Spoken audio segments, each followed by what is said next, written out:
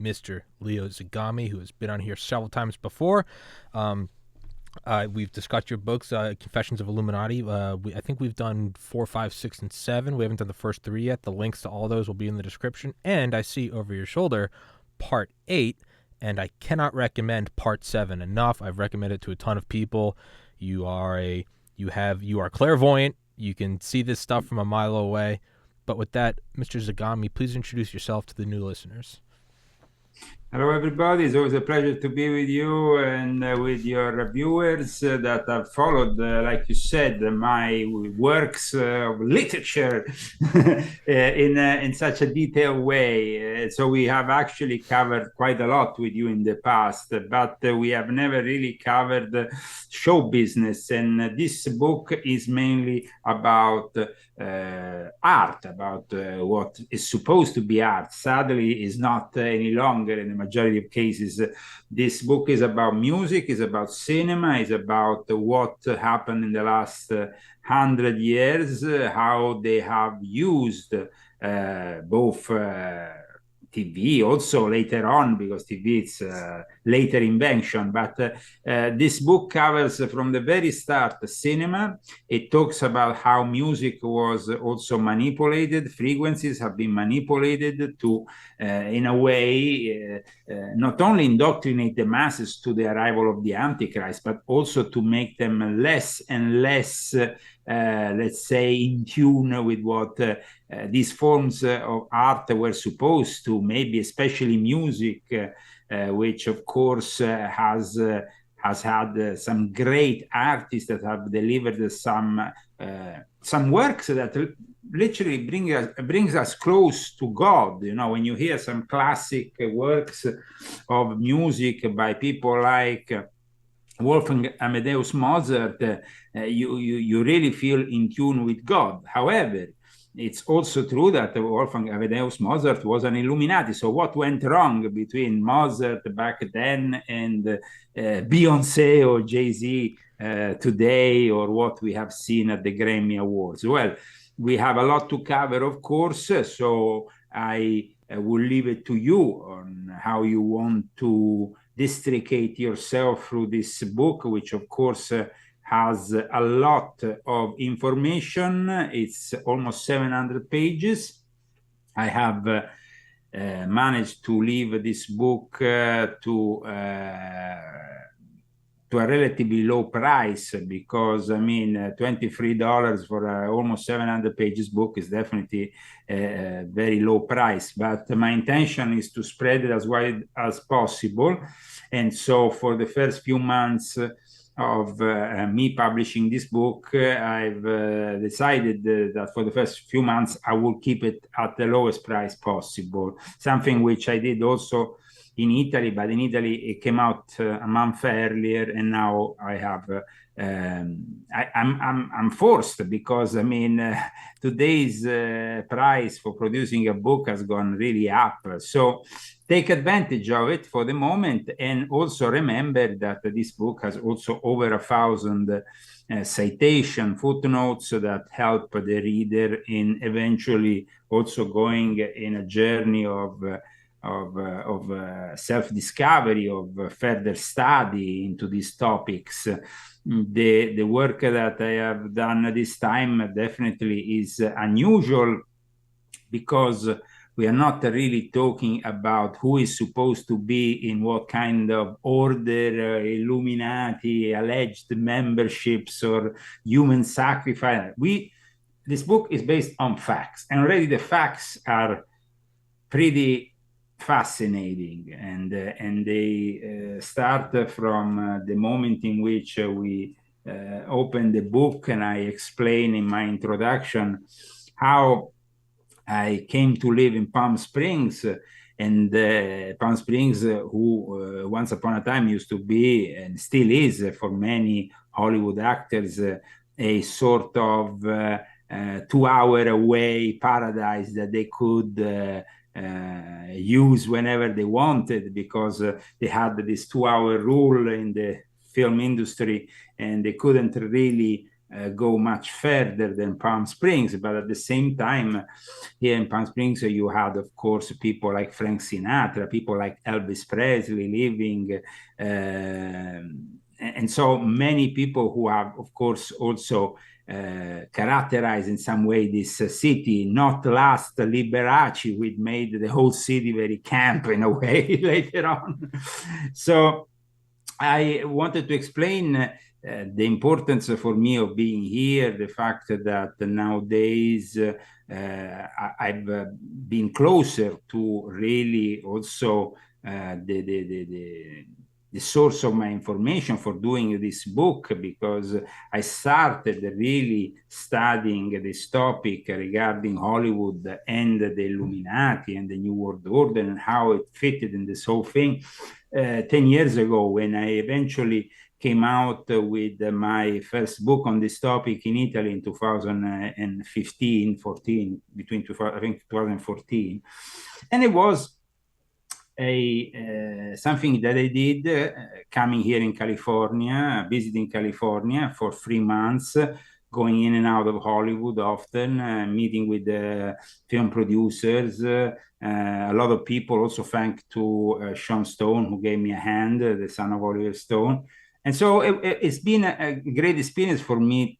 Already the first book, it was an eye-opener to actually see if there was some facts, behind the legend, the myth, everything, until you don't really touch it with your hand, until I see it with my eyes. I'm one of those people who don't really believe only in what they read on the internet or what they read on a book. I wanted to live it firsthand.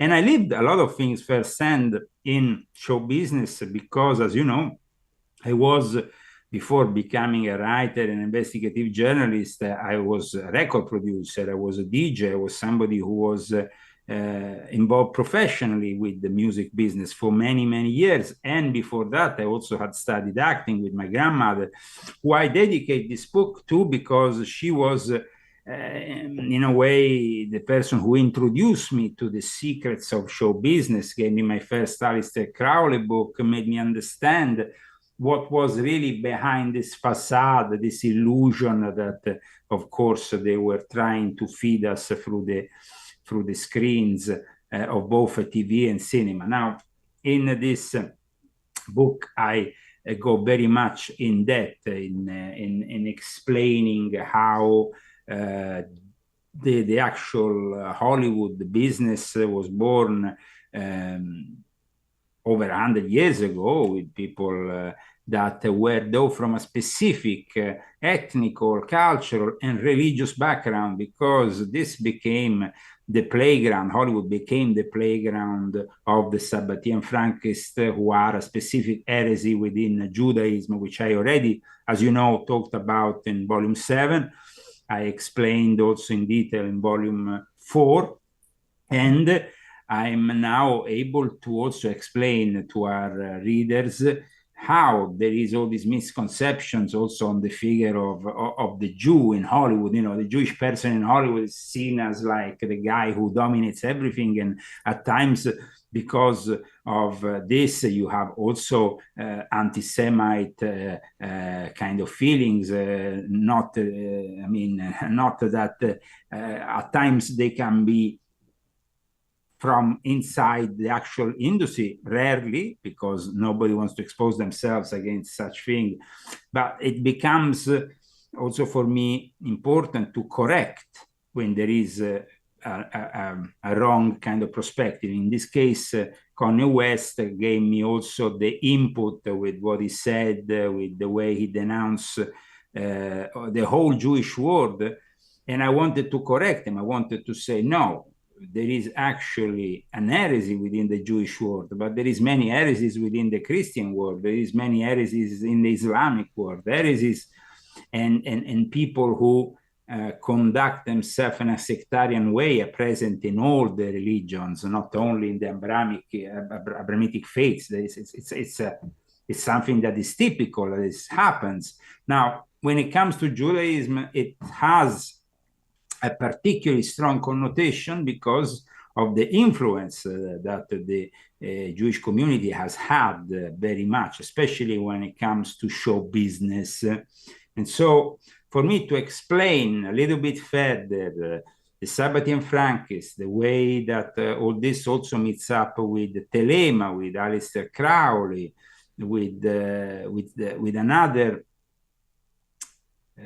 we can't even call it an heresy because it was a brand new philosophy, religion that Crowley said he was the prophet of. That became, however, very much the holy book, the volume, the sacred book of the law of all these people involved in this way of life in Hollywood. So the book of the law was transmitted to Aleister Crowley. Channeling, basically, it's something that happens. We know that people channel things. In this case, Crowley had done a ritual, and suddenly he found his wife channeling this book in 1904. This book, for a number of years, Crowley put aside, and eventually between 1909 and 1910, he not only took out of, apparently he had left it somewhere, and he just kind of revamped it when he found out that this was a relevant text for him. However, 1909 and 1910 are also the years in which he also did the ritual in Northern Africa to invoke the demon of the abyss, Coronzon. 1910 was also the year in which he performed publicly the Eloise's rites in London and Caxton Hall. It was the first time that a magician did a public ceremony in that way, and also such a extraordinary way, because he was cutting himself like Marilyn Manson, taking peyote like a rock star. And so I wanted to explain that really this whole problem is born out of that period of time in which also in 1909, D.W. Griffith, Freemason and filmmaker, will land in what will later become Hollywood. And that is the moment in which Hollywood is born. He will film in Old California, which is his first movie. Then later on, he will film other movies, especially in 1915, The Birth of a Nation, dedicated to the KKK, first film to ever be screened at the White House, which paraded the KKK as heroes. And then you have in 1916 Intolerance, which also talks about Babylon. And so all this scenography of Babylon, the gates of Babylon, the elephants of Ishtar, everything was portrayed. And of course, it was shown to the people in a way without any graphic design, the graphic tricks, because you needed to have 10,000 actors to do certain scenes, and that's what he did. He called 10,000 actors for an incredible movie. That scenography then stayed there for years, and it's the scenography that inspired the myth of the Hollywood Babylon. And later on in 1991, Kenneth Anger, who made really launched this myth with his two books, Hollywood Babylon 1 and 2, which also talked about really what was behind Hollywood, what was behind Hollywood, all the scandals that really were behind the illusion that Hollywood was all this beauty and innocence, when it was in reality far from it. And so Kenneth Anger is a member of the OTO. Kenneth Anger is a film director of underground films, for those who don't know him. But in reality, those underground films are rituals. And amongst these rituals, there is, of course, the invocation of my demon brother, Lucifer Rising, films dedicated to the birth of the Antichrist, and films that saw the participation of people who ended up in the Manson family. Manson family, who of course is connected to Charles Manson, who himself, as you know, wanted to become a musician, wanted to in some way join the Beach Boys' success, was infatuated with becoming a rock star, something that he never managed. But at the same time, he was also somebody who was involved with the lodge of the OTO called the Solar Lodge, the OTO in itself didn't really constitute itself formally and officially here in the United States with the Grand Lodge until 1977. So everything that came before that was people that at times were doing their own thing in separate lodges around. Of course, at the time of Crowley, the first lodges that sprang up here in the United States, the most relevant ones were in California and especially in Hollywood, because that's where they performed the first Gnostic Mass. So just a second, I want to do something here. You're good. Just a second. You're good.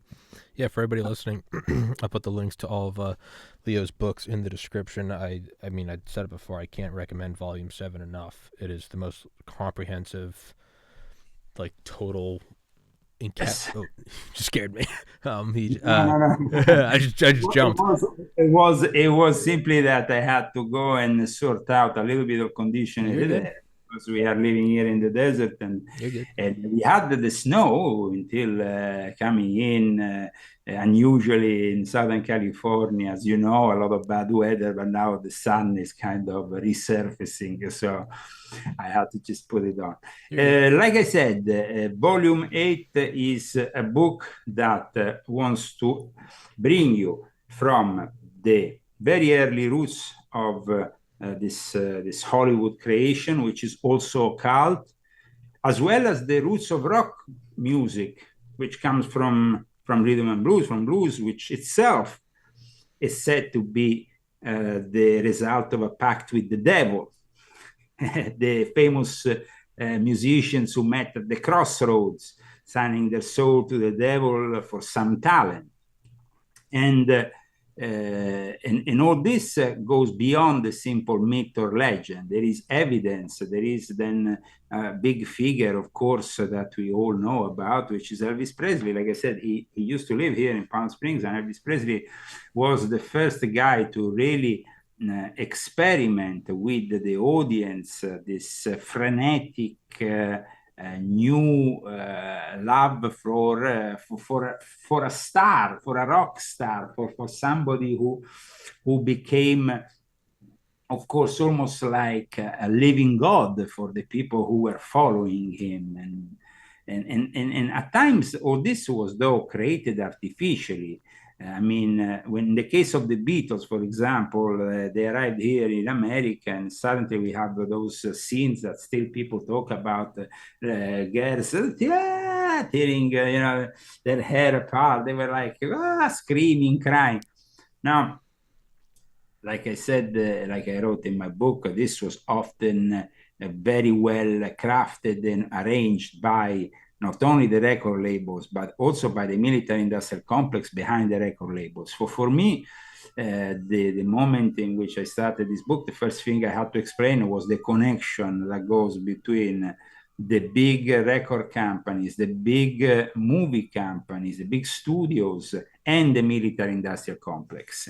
A connection that starts right from the beginning when it comes to Hollywood, because from the movie I cited earlier, Birth of a Nation, that was the first collaboration with the American military, and later on the Pentagon will establish a permanent office in Hollywood. I talk about that also in my book. So these are things that are connected with the military industrial complex, but also with certain families that also had a lot of influence. The big families like the Rockefeller, the Rothschild, and so on, that had a big influence in not only the banking system as we all imagine, but also in the TV, the birth of television, in the birth of radio.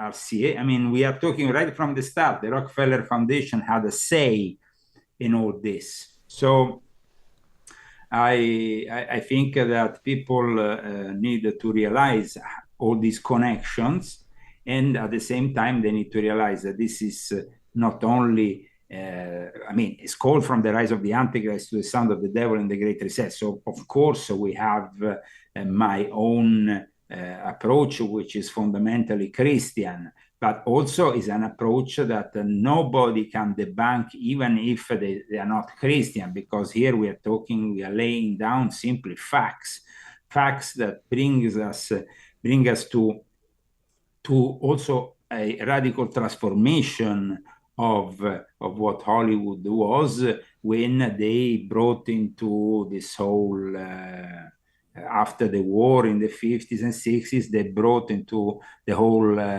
Hollywood business the LSD phenomenon that manifested in a time in which modern Satanism was starting to move from those intellectual approach that we had with Aleister Crowley, with other people who were still like not openly Satanist, as Anton LaVey. Anton LaVey became the showman of Satanism for Hollywood and for Satanism in general, with his Satanic Bible later on, with the foundation of the Church of Satan in 1966, with his alleged participation to Rosemary's Baby. We have basically somebody who made out of the hyper-transgression, nihilism, and materialism his way of life, just like Aleister Crowley. But the difference is, with somebody like Aleister Crowley is that he was trying to be more reachable by the common folk, more understandable by the common folk. I mean, the person with not so much culture will probably dismiss Crowley as a bunch of confused, not understandable stuff, because they would simply not be able to interpret what Crowley was trying to do. But instead, with the Church of Satan, it's clear. What he's trying to do is to push Satan at the center of modern society and to make him more acceptable. So you couldn't really criticize Anton LaVey or the Church of Satan simply because under the freedom of religion, they masqueraded themselves as very innocent and at times claiming even a morality that the Christians didn't have in certain topics, which is completely ridiculous. Something that later on was this way of bringing Satanism to the masses was, of course, picked up later on by the Satanic Temple, which is also described in my book as the third phase of modern Satanism, because we have the second phase in the middle of the 70s with Michael Aquino, which is still a very intellectual phase, because, I mean, the Temple of Set is not as openly satanic as the Church of Satan, but at the same time, retains a lot of the elements of Telema, of Aleister Crowley, that in some way Michael Aquino wanted to propose Satanism for people from the military intelligence, from medium-high kind of level, of academic level, and that's how the Satanic Temple then manifested instead later on, 10 years ago, because the Church of Satan was seen as having been overly commercial and having basically become a joke for Satanists, because it was just like, okay, you pay your yearly fee, you get a card, and that's it, you're part of the club. It's like a Mickey Mouse club. Instead, the Temple of Set was overly elitarian, elitist. You know, he went to present the Temple of Set on Oprah Winfrey in the 80s and 90s. He was guested at the height of the satanic ritual abuse scare on TV, with also the daughter of Anton LaVey, who became later on Zina LaVey became the head of for a period of time of this Temple of Set. But it wasn't enough to manifest what instead became 10 years ago the idea of Lucian Greaves, which is to basically create also a lobby that can lobby politicians, that can promote things like an abortion clinic, promote under the disguise of Satanism, or present a documentary that basically participate to a documentary that will be presented at the Sundance Festival. And literally work hand in hand with the politics of the Democratic Party. This is what the Satanic Temple is today, when they also show up with their Baphomet statue, with the little children, and also when they prey on children literally by forcing schools to accept the satanic after-school project that they have put together. But this is the last phase of modern Satanism. It's the acceptance, is the lobbying, is the fact that now they are not scared anymore of who they are. And that would not have happened without Anton LaVey, of course, starting this process.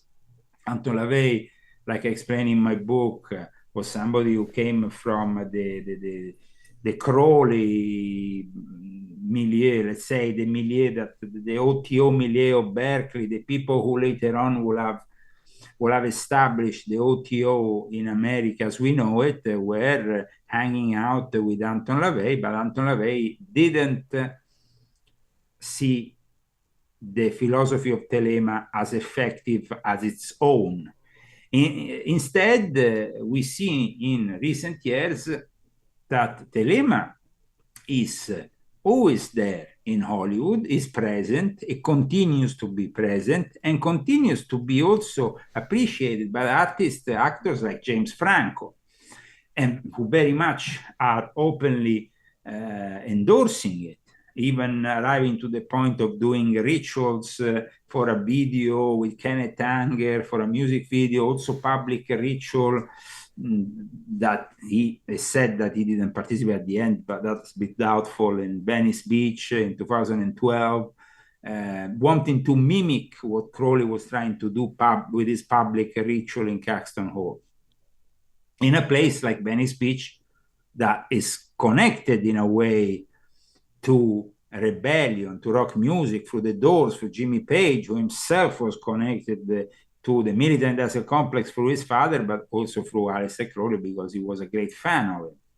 So as you can see, the rise of the Antichrist has definitely seen the permanent fixture of Aleister Crowley in all the various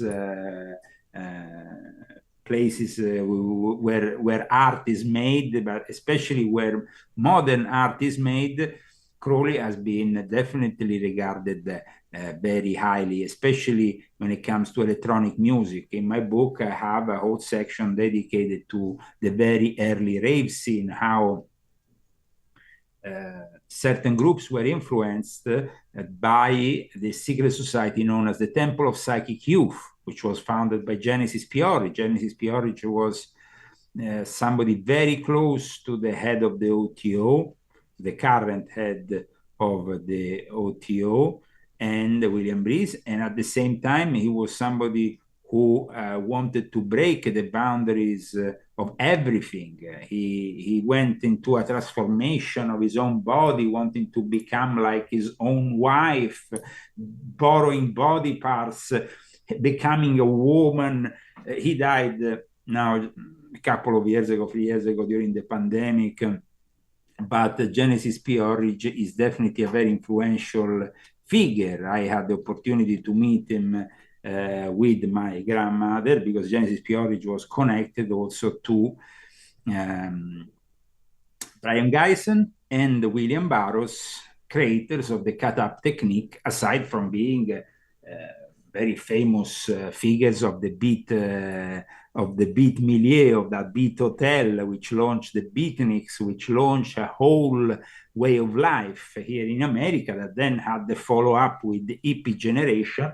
And that's why people have the erroneous idea that all these things were, like Woodstock, like these concerts that came at the end of the 60s, that were truly acts of revolution, and that the people were really rebelling, and that this flower power was really genuine. It was complete nonsense.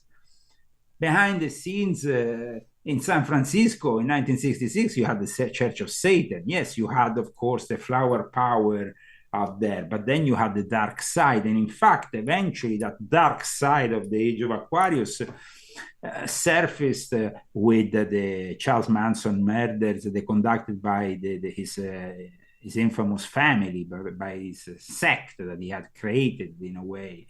So there was all these communes with people, they used to live with each other in a hippish way, but a lot of them were also infiltrated by gurus, by sects, by various Satanists and occultists that were using, of course, these communes where people were hanging around together, living together. I mean, the heir to the OTO in America was Carl Kerner, was somebody who Aleister Crowley trusted very much.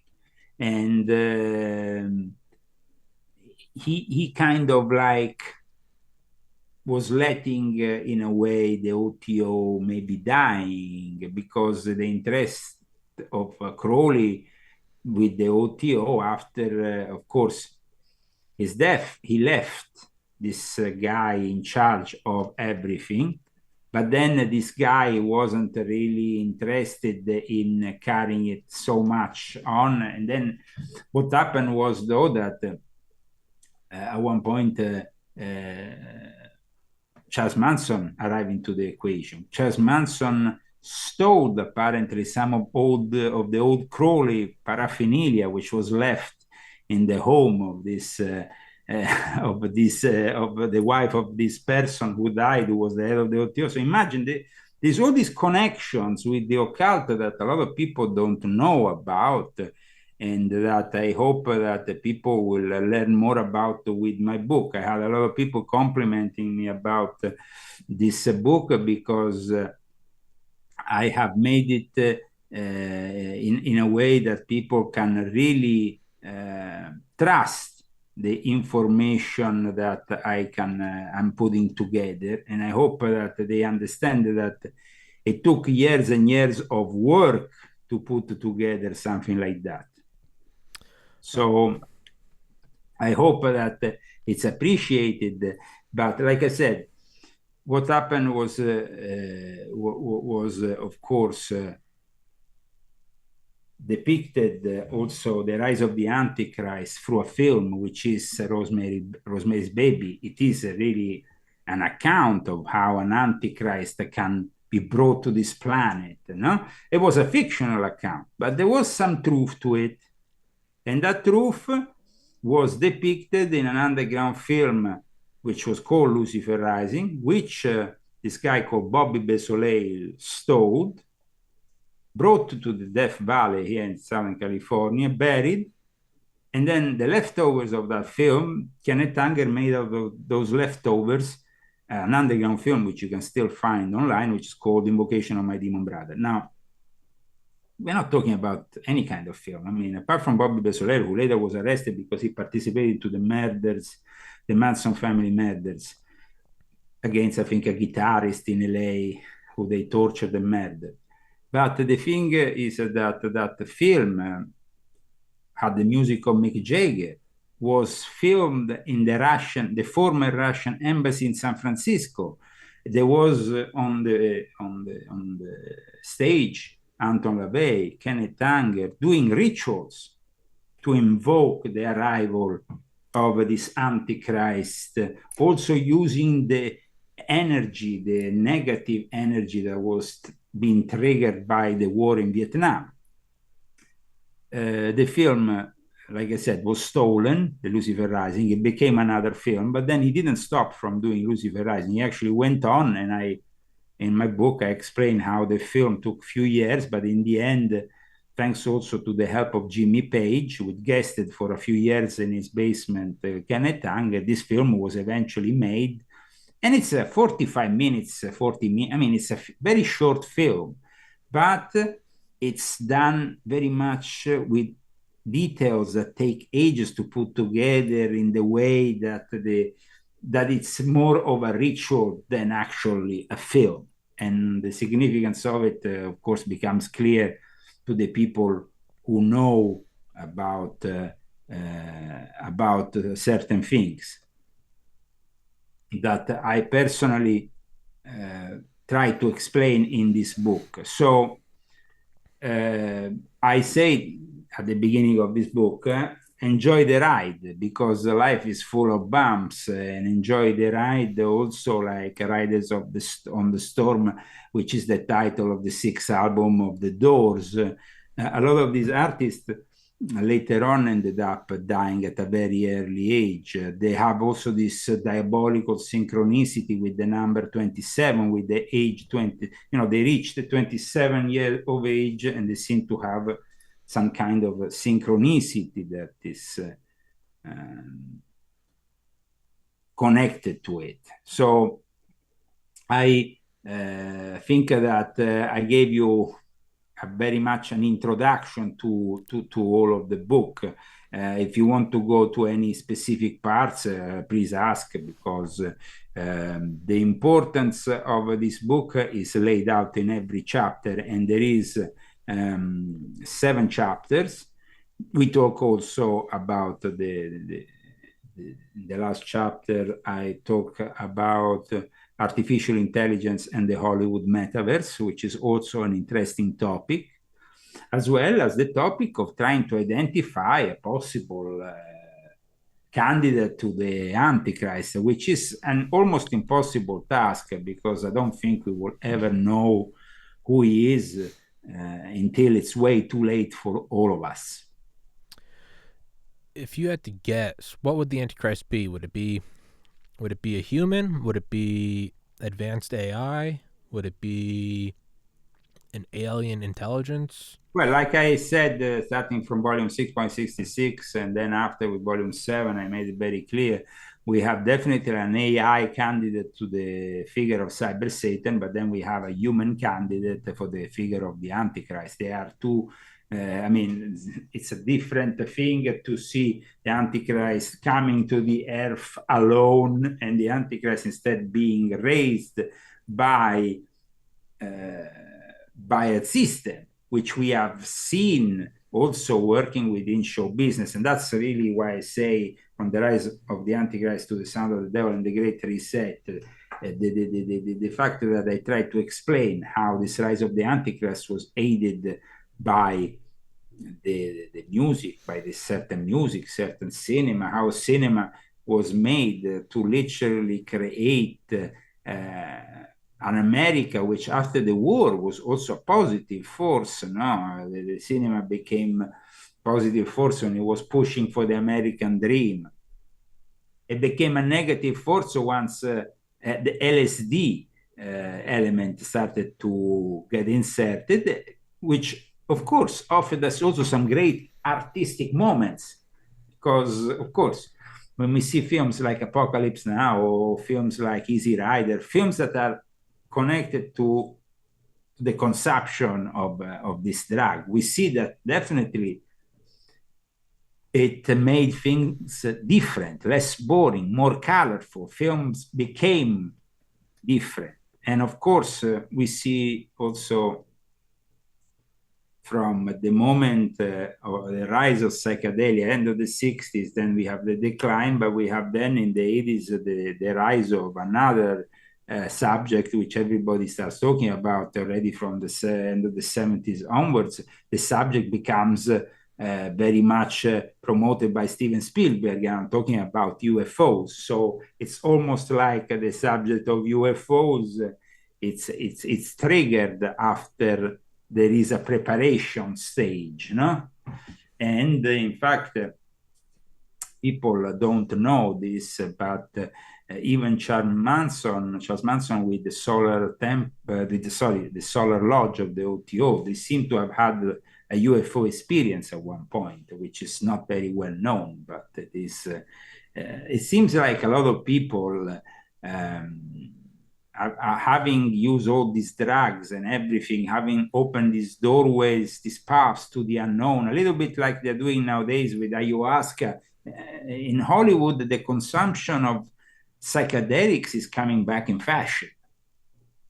It might not be anymore maybe peyote, it might rather be ayahuasca, but actually even LSD is coming back into fashion. And it seems like they're really pushing it like the new thing for all these libtards, like, consume these drugs because they, like the latest thing I read was like you should consume psychedelic mushrooms because maybe they will help you reset yourself and abandon your bad habits of smoking. So suddenly, you are offered a psychedelic drug to stop smoking, to arrive to the point of resetting your system. I mean, it sounds like pretty weird, no? But I've seen so many of these articles in the last couple of years here in California, especially of this increase in returning to psychedelics, like it is a new old way that is being kind of taken back from the old times, of which, of course, in my book I go all the way to the roots, no, of all this. You have people like Cary Grant in the late 1950s who set out on a journey in search of his true self, using not only hypnosis and yoga, but he beginning also using LSD. And then, of course, I talk about the guru of it all, of LSD, Timothy Leary, turn on, tune in, and drop out. The fact that he was really a very ambiguous figure, and there were other ambiguous figures that pushed LSD within the show business. There was a particular one which I talk about in my book called Alfred Matthew Haber. He died in 1982. He was considered the first pioneer in the use of LSD in the 1950s, but he also worked at various times for the Canadian Special Services, the United States Department of Justice, the Bureau of Alcohol, Tobacco, Firearms, and Explosives, and the Office of Strategic Services, or OSS, which is the predecessor to the CIA. So, I mean, this guy wasn't so innocent, and he was the guy who went around and spread LSD and gave it to all the various doctors who were interested in experimenting with this drug. I mean, Hubbard supplied psychiatrists who gave LSD to people like Anais Nin, entertainers like Jack Nicholson, James Coburn, Lord Buckley, and of course, like I said, Cary Grant, who, even if he had this classic image on the screen, went on this journey of self-discovery using massive doses of LSD. I don't know why they are trying to do it now, if not for the simple fact that they were successful in transforming Hollywood and not transforming it for the better. Because yes, artistically speaking, we have to admit that, of course, some artists made some great art and music on LSD. I mean, sure. Just listen to Led Zeppelin or Pink Floyd. I mean, this is music that you couldn't do, and it's just. But at the same time, the results of it all is now a society with the completely wrong values. The values have been completely changed. The conservative Hollywood of John Wayne, of other Freemasons that, by the way, they were all Freemasons. The Warner Brothers were Freemasons, and many others who really made Hollywood was transformed completely. And now we have a woke Hollywood with the completely distorted values. That's why in my book I start with great in-depth explanation of Walt Disney, of all the work that was carried also by Walt Disney against the communists. And then nowadays, instead, you have Walt Disney, which is a company that you can't go more woke than that. I mean, and that's why in this book I talk about what the scientists have done. I mean, and what Walt Disney has tried to do in recent years, which is openly promoting Satanism, openly promoting racism, openly promoting everything that is despicable and that is killing one day at a time the American dream. They are not really an institution like it used to be, because Walt Disney was an institution in America, and I mean, it was an American thing, you know, and nowadays it's not anymore. And this is also the problem with Hollywood. Hollywood had a central role in promoting Americanism, the American dream, and now has a central role in destroying it, because now they've been bought out by Chinese, by people from other countries who don't want America to prevail, or the American way to prevail.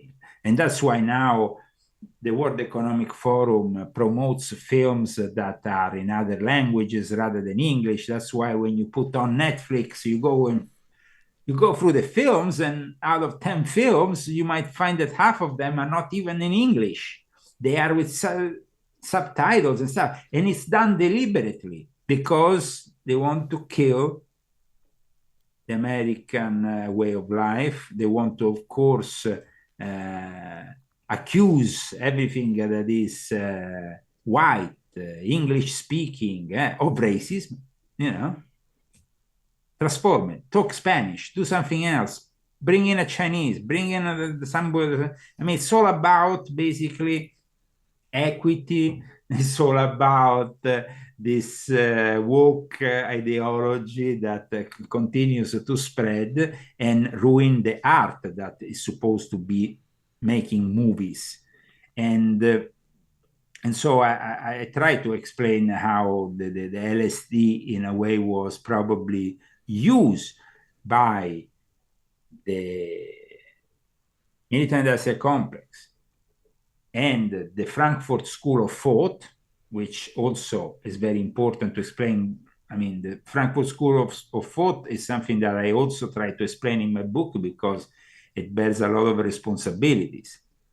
And how in that time, where they were taking all this LSD, they were having festivals like Woodstock that were completely orchestrated and manipulated. They were pushing for the new left here in the US, for the Black Panthers, and all these groups that believed they had to fight for the conquest of civil rights. But in reality, just like now we have Black Lives Matter, Antifa, who are all managed by the same system, which is developed to destroy, like I said, American society, one step at a time. So I think I gave you a good, no? No, it's beautiful. Could you, I guess, and then I'll grab the book and read it, and we'll do another episode.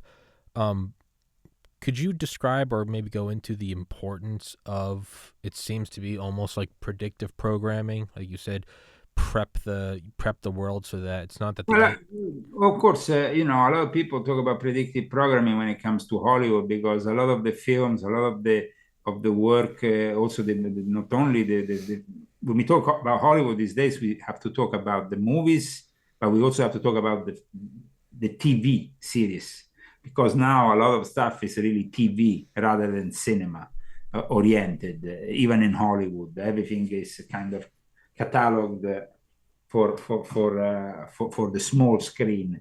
The predictive programming is not like a main feature of my book, though I cite it, of course, just like I cite backmasking, which is the technique where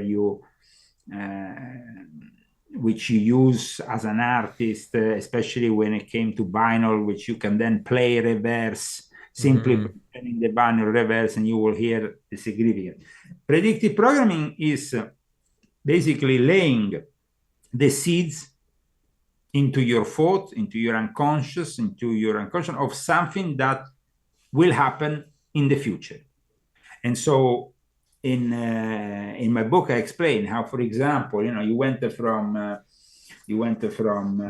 the Doctor Strange love approach to atomic bombs to instead the modern approach, which was seen in films like recent editions of Terminator from 2009, where nuclear bombs simply explode with nonchalance in front of Los Angeles, and people continue doing whatever they're doing without giving it much thought, because it's kind of like the normalization of the atomic bomb. Now, this is kind of disturbing predictive programming if you think about it, because it means that they are trying to normalize something that they obviously think is going to happen sooner rather than later. And this is, of course, we have also seen predictive programming right in our faces with a comedian turned actor, comedian turned president, which is Zelensky. I explain in my book how he's connected to a Masonic order called the Order of Saint Stanislaus, which is itself also very powerful and strong. It basically was born between Poland and Ukraine in the 90s. It was relaunched. It was an order that pre-existed, of course, but it was relaunched as a Masonic order. And actually, the symbol of it became the symbol of the Ukrainian ground forces. And in 2011, 12 years ago, the Russian politicians within, the Ukrainian Russians, we can say Ukrainian politicians who were closer to Russia, let's say, wanted to outlaw all these Masonic organizations, especially this one, because they saw it as a clear threat to the sovereignty of Russia and the sovereignty of Ukraine, because they were working on the dependency of somebody else. Somebody else was dictating what they were doing, and it was, of course, NATO, together with the secret, especially the intelligence operatives from England, MI6. And I myself went to dinner, I think, 1 or 2 times with the Grand Master I met in a lodge in London of the Order of Saint Stanislaus. At the time, it was a gentleman called Steve Turner, and he was a member originally of Double Horizon, I think, the lodge Double Horizon, which is a known lodge of the United Kingdom Lodge of England. Then he had some problems with the United Kingdom Lodge of England because of all his activities that he was doing that were clearly not really Masonic, but rather intelligence activities. And though he managed to always stay within the lodges of Freemasonry, because at that point he simply got, I think, he got another charter from as a Freemason from a Grand Lodge here in the US. I mean, he was a strange character. I mean, I met him. He was a nice guy. I mean, to me, of course, he was a nice guy. We used to talk about Masonic stuff. We didn't used to talk about geopolitics with him, of course. But I've always remembered the fact that he gave me the first time I met this card. And it was a card that on one side he was also the Grand Master at that point of an Italian Masonic obedience, and the International Order of Saint Stanislaus. And I still have, I think, back in Italy, this card. And I was like, what is this International Order of Saint Stanislaus? So I started to ask back then to get some information. And then I got the information that they were financed by George Soros, that they were basically working behind the Orange Revolutions. They were kind of spreading through Eastern Europe. So it wasn't only an intelligence project of, English, or the MI6, which is the Foreign Intelligence Service in England, the SIS, but it was also a project of George Soros. He was putting the money for all this. So the fact that these Russians, just before then in 2014, as you know, Zelensky and the people behind Zelensky, because Zelensky was still a comedian at that time, took over the show. And they went after the Russian territories, which are prevalently Russian.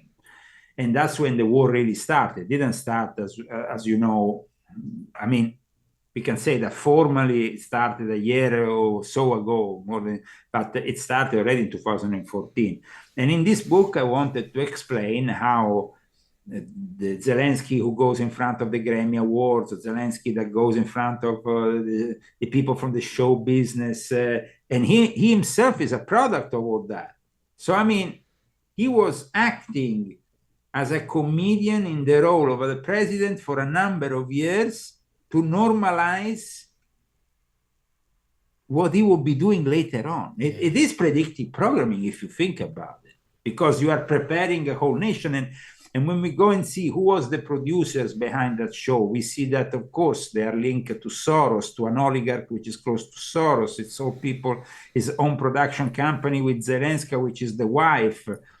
So, and all the people who are part of it became then his entourage, political entourage after that. So it's of course very clear what they were doing. And then you have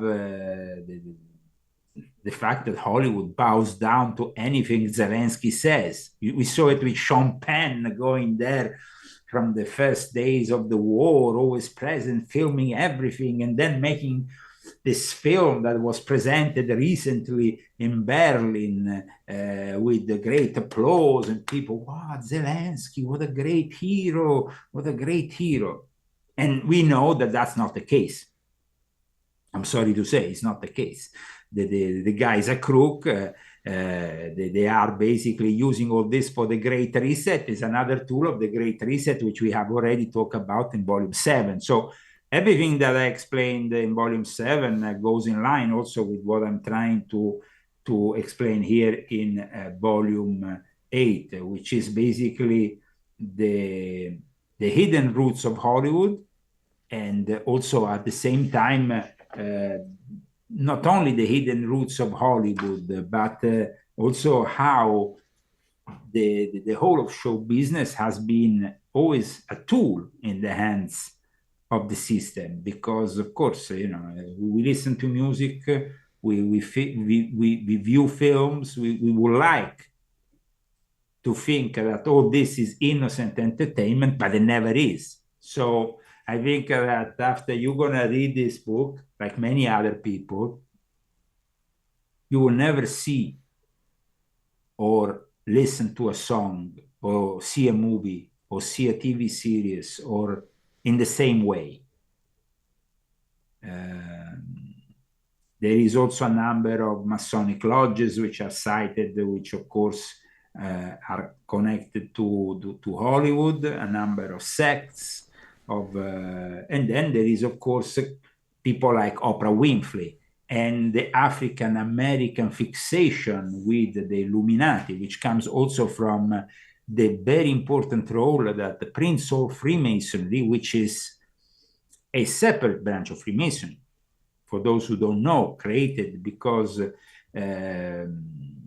in the regular lodges, when there was slavery, of course, Black people were not welcome in any regular lodge. And when these slaves started to become free, at that point, they wanted to be initiated, but they couldn't find an initiation here. So they went, the first Freemasons, they went abroad. And this Freemason in particular, Prince Hall created what is basically Prince Hall Freemasonry. And in this book, I explain how Freemasonry is connected with voodoo, especially the ancient and accepted Scottish Rite.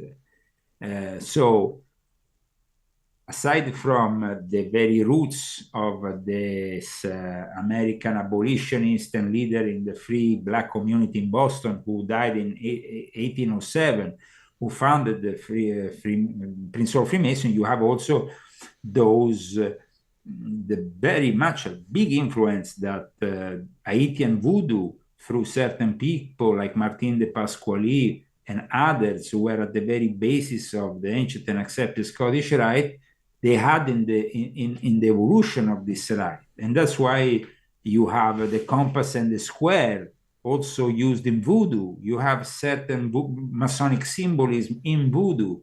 And that is interesting because we know then that the voodoo and the animist religion have also participated in a way to the establishment of music here in the US, because gospel music was born out of singing the songs in the field, but singing them towards the Lord rather than towards their own deities, simply because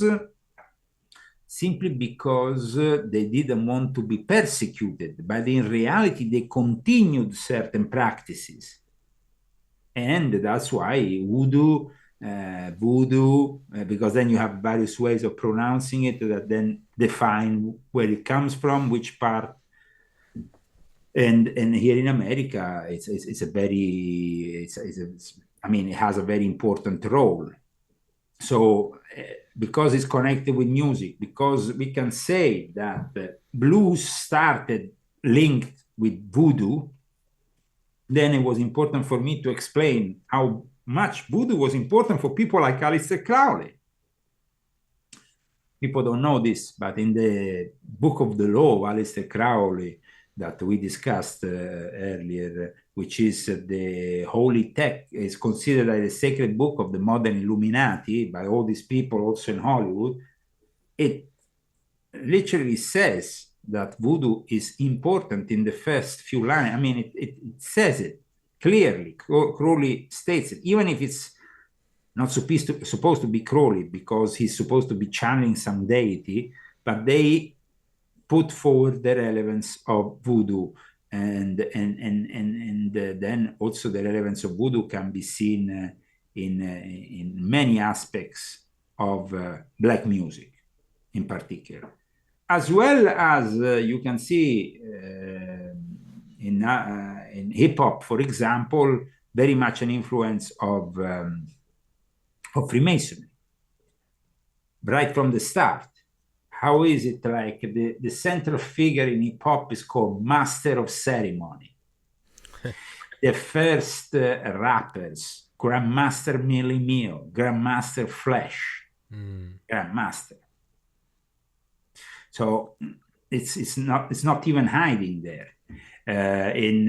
Some of the great DJs that made house music known to the world, there is a couple of Puerto Ricans. They're called Masters at Work. It's not a coincidence, because they're all initiated into Prince Soul Freemasonry, and Prince Soul Freemasonry, on the contrary of mainstream white Freemasonry, was more underground, considered more underground, because they were not recognized by the other Masonic institution until fairly recently. The first, I think, 2 or 3 Grand Lodges to get recognized by the rest of the world Masonic establishment, the first 2 or 3 Prince Hall Masonic lodges were recognized in the early 2000s, so not so long ago. Before that, that's why for each state in the US, you have a Prince Hall Grand Lodge and you have a regular Grand Lodge. But nowadays, they recognize each other, because in the early 2000s, the United Grand Lodge of England said, well, we recognize Prince Hall Freemasonry as a regular, so now you better start recognizing it too in America, because this is about racism. Racism? You just put that into the equation and then it becomes all... and the news, the scoop that I can give you for this episode, that we can close down with the scoop that I think will be important for all of you, is that this month, apparently on the 8th of March or after the 8th of March, we will have some big announcements made by the United Grand Lodge of England. Because the United Grand Lodge of England, for the first time, wants to recognize women in their lodges. Now, the United Grand Lodge of England has been very much criticized in the last few years, since they made this very weird statement of acceptance that if you are a woman that become a man or a man that become a woman, you can participate to their lodges. So gender, fluid, transsexuals, whatever. But this also puts a big problem in front of the United Lodge of England, because United Lodge of England, at that point, if you accept a woman that become a man, then why don't you accept a woman? And it doesn't, So apparently this month, the United Lodge of England is about to announce the recognition finally of women in the craft. However, I must also say that would have been a great thing, I would have said, until a few years ago. But the problem is that whoever who knows the history of Freemasonry knows very well that the first people to accept women in Freemasonry were progressive liberal lodges and connected to the Grand Orient of France.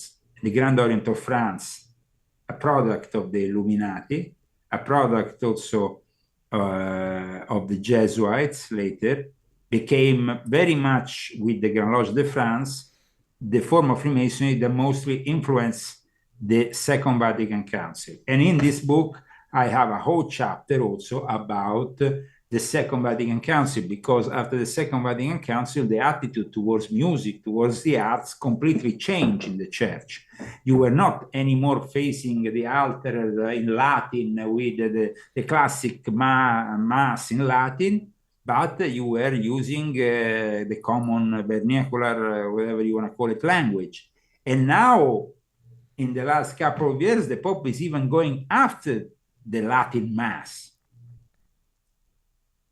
In my book, I explain how things change because the Second Vatican Council sanctioned the Masonic takeover of the church and also the Satanic takeover of the church. And at that point, you had Bob Dylan performing in front of John Paul II. Bob Dylan, who is clearly a Satanist by his own admission, somebody who made a pact with the devil. So I think that at the end of this book, you'll be left thinking, so what should I listen now? Well, you can listen also to music that is still positively tuned, because I also have a whole section dedicated to 432 rather than 440 Hertz in the tuning of which is also an interesting topic. So I think that maybe for the next show we do together, you can go through the whole book. Absolutely. And then we can discuss in details maybe those, because today I gave you a very general overview of the whole book. I hope next time we can maybe go more in depth after you read it and you study it and you understand the importance and relevance of this book, which took me many years of research and of work, of personal experience, because it's also the personal experience which I had with some of the people that I mentioned, that also it's interesting, the fact that I was capable myself of meeting people like Boy George, the Pet Shop Boys, rather than the Dancers of Duran Duran or Wild Boys. People don't know Wild Boys. Wild Boys is a book of William Burroughs. Boy was the main characters in the book of William Burroughs. That's why Boy George launched even a fashion line with Boy. And the Pet Shop Boys, same thing, Boy. They went around and they were fans of Brian Geisen and William Burroughs. That's why I met them. And so even the most innocent forms of music, which usually are said to be superficial, like the 80s, in reality are not superficial at all. And if you go and study them in detail, they have a lot of occult stuff in them. So thank you so much for having me on. I love talking to you, Leo, and absolutely, I'll get the book and I'll go through it. I've loved every book we've discussed so far, and you truly are one of the most fascinating people I've ever had on this show. And I will say, two superlatives: you are the best dressed guest, and you have the coolest accent. I'm so jealous of your accent. I know you make fun of it, but I love your accent. I think it's so cool. I wish I had it. But yeah, I love it, man. You've poked fun at it before, Chef Boyardee, but I love it. It's great to listen to. I wish I wish you would narrate your books. If you ever put those, like, made audiobooks, you would be such a great narrator. It would be Well, so incredible. it might be an interesting option maybe in the future. Who Do knows? it. Do I it. think I think that the problem is that when we're talking about 700 pages book, it's like it will take a long time to make Yeah. such. It would be worth it. It would be It will worth be it. worth it, but it will take a long, long time to It get. would. It would. I mean, it would be, but it would be fantastic. I think that in this experience of mine of writing all these books, this was the book that I wanted to really also be more careful with the content of, Okay. because here we're talking about people who are most of them, I mean, not all of them, are not historical characters or the Fritz Lang of the situation, but most of the people in this book are still alive and kicking. They're still part of the show business world, from Brad Pitt to Madonna to the Rolling Stones to Paul McCartney. So when you write about these people, you have to be extremely accurate. Otherwise, you can risk lawsuits. You can risk provoking some unwanted situations. That's why with this book, I really wanted to be accurate, and I also wanted to give credibility to the idea that there is a conspiracy in the show business, because I personally, from the books that I read before, that I managed to check out before I started my own book, I never really found anything that was satisfying, because they were all too general, all hypothetic. This, okay, Katy Perry said this about the Illuminati. This other guy said this about the Illuminati. This other guy loves Satan, but maybe he doesn't. No, we need the facts, and the facts that are relayed on this book are accurate, and this should give the possibility to the readers also itself, because in my book, sorry, You're good. that I have some here with the mic. Sorry. You're good. Oh, we should be okay. We should be on it. Yep. Okay. So my intention was to finally give also the opportunity to shield yourself. So there is a way of listening to music, there's a way of viewing films, there's a way of interacting with show business without being harmed from it, which I try to explain during the whole course of the book, not only denouncing this whole world, but also teaching you how to shield yourself, your children, the younger people who are unfortunately the victims of the Satanism that we see paraded now in front of us at the Grammy Awards, or all the way to the Rihanna dancing in the middle of a game, which should be only entertainment, but is not any longer entertainment, because their interest is to brainwash everybody and make them accept the normality of the ideology of the Antichrist.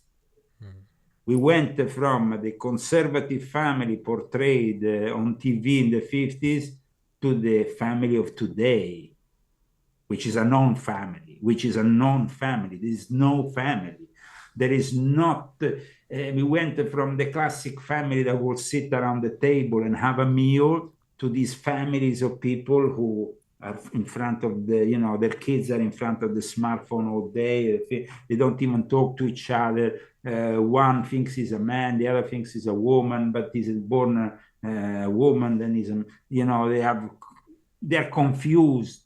A lot of them want to suicide themselves. There is a growing number of young people who simply can't take it any longer and just suicide themselves. So instead than killing yourself, why don't you learn the roots of the problem and find a solution for you and your friends, your family? Yes, Thank you so much, Tommy. Thank you, Leo. I will send you an email after this, and we'll schedule the next one, and I'll grab the book, I'll read it, and I can't wait to talk to you again after having read it. Absolutely, because as you know, every time we have done that, every time you have literally gone very much in depth through the books I previously discussed with you, you have done an excellent work also in Thank you, sir. highlighting certain aspects. Now, I tried today to highlight what is the general content of it all, but I'm sure that you will be able to maybe highlight other elements. And so, thank you so much for having me on today, and we will see each other in the future for this in-depth, how you want to call it, further discovery of Volume 8. Yes, sir. Thank you so much. God bless you. I look forward to it. God bless you too. Thank you so much, Leo. I'll email you. Thank you, sir. Guys, go grab the books in the description. Go check out his website, all that good stuff. Much love. Recording Thank you so stopped. much. Peace.